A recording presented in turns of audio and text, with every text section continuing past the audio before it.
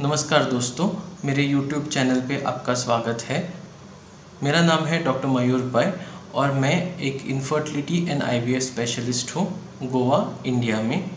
आज बात करने जा रहा हूँ अज़ोस्पर्मिया के बारे में। अगर आप हमारे चैनल पे नए हैं तो आपका स्वागत है। आप सब्सक्राइब करना ना भूलिए और बेल आइकॉन ज़रूर दबाइए ताकि हर वीडियो का जानकारी आप तक पहुँच सके। अज़ोस्पर्मिया का मतलब है absence of sperm in semen. Sperm मतलब शुक्राणु या शुक्रजीव जो आपको बाप बनाता है या डैडी बनाता है। सीमेन मतलब वो सफ़ेद चीज़ जो मेल इजैकुलेटरी फ्लूइड के अंदर आती है। ये दोनों बिल्कुल अलग हैं और इनका काम बिल्कुल अलग है। सीमेन वो चीज़ है जो स्पर्म को खाना देती है, न्यूट्रिशन देती है और उसको लंबी यात्रा के लिए तैयार रखती है। ये वो यात्रा है जो स्पर्म तय करेगा महिला के यूट्रस के अंदर, उनके फैलोपियन ट्यूब के अंदर जाके एग को फर्टिलाइज करने में मदद करेगा। जब भी आप स्पर्म के रिपोर्ट करते हैं तो कभी कभार आपके डॉक्टर आपको बोलेंगे कि आपका स्पर्म काउंट कम है।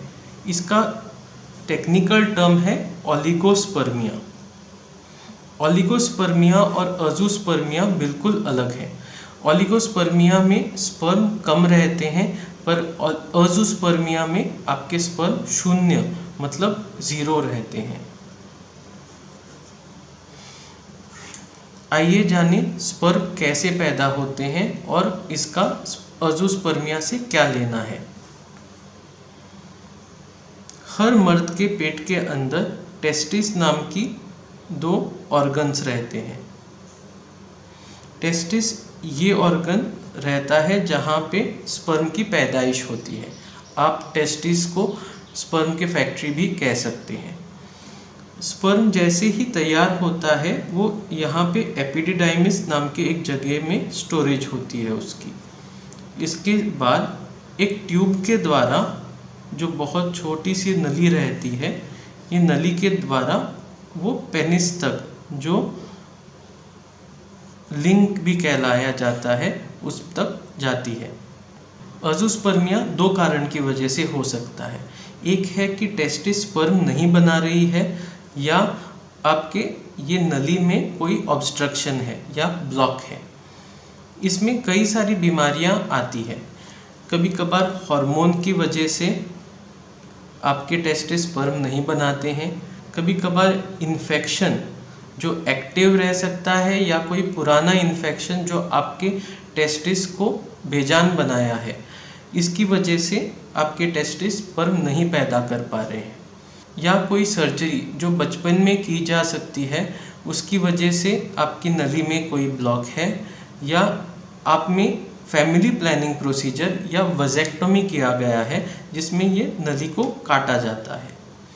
ये सब चीज़ों की वजह से अज़ोस्पर्मिया हो जाता है। अभी बात करेंगे अज़ोस्पर्मिया के टाइप्स के बारे में। इसमें ऑब्स्ट्रक्टिव एंड नॉन ऑब्स्ट्रक्टिव अज़ोस्पर्मिया होती है।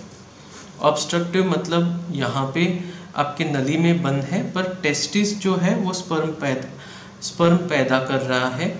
नॉन ऑब्स्ट्रक्टिव अज़ोस्पर्मिया में आपके टेस्टिस में ही स्पर्म का प्रोडक्शन रुका हुआ है, इसलिए वो नहीं काम कर रहा है। ऑब्स्ट्रक्टिव अज़ोस्पर्मिया में आपके पिता बनने के चांसेस ज़्यादा रहते हैं क्योंकि टेस्टिस तो काम कर रहा है, बस वो स्पर्म बाहर नहीं आ रहा है। तो इसका ट्रीटमेंट भी वही आइडिया पे बेस्ड है। अज़ोस्पर्मिया में 3 तरीके के ट्रीटमेंट रहते हैं। एक को हम कहते हैं टीसा, दूसरे को हम कहते हैं पीसा।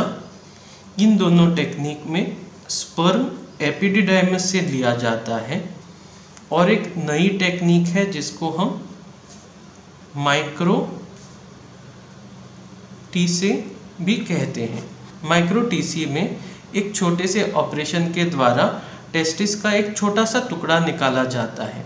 ये ऑपरेशन लगभग थोड़े घंटों का ही रहता है और पेशेंट उसी दिन पे घर जा सकता है। ये छोटा सा टुकड़ा हम IVF लैब में सबमिट करते हैं जहाँ पे ये प्रोसेस होता है। प्रोसेसिंग में उसमें से स्पर्म, लाइव स्पर्म या जीवित शुक्राणु एक्सट्रैक्ट किए जाते हैं, जिनको महिला के अंडों के अंदर, मतलब वाइफ या पत्नी के अंडों के अंदर इंजेक्ट किया जाता है इक्सी के प्रोसेस में। इसको हम इक्सी IVF भी कहते हैं। ये करने के बाद आपको एम्ब्रियो या टेस्ट ट्यूब बेबी मिल जाते हैं, जिनको वाइफ के यूट्रस के अंदर, मतलब बच्चादानी के अंदर इम्प्लांट किया जाता है। इस तरीके से आपको बच्चा हो सकता है जो जेनेटिकली ब्लड रिलेटेड आपसे ही हो। उम्मीद करता हूँ आपको आज का वीडियो पसंद आया है। अगर पसंद आया तो लाइक दबाना ना भूलिए। सब्सक्राइब नहीं दबाया तो आज अभी इसी वक्त दबाइए। अगर आपको आपके केस डिस्कस करनी है, मेरा फ़ोन नंबर स्क्रीन पे दिखाया गया है। आप कभी भी मुझे फ़ोन या व्हाट्सएप करके बातें कर सकते हैं। अगर आप कोई केस कमेंट के द्वारा कमेंट सेक्शन में डिस्कस करना चाहते हैं, वैसे भी आप कर सकते हैं।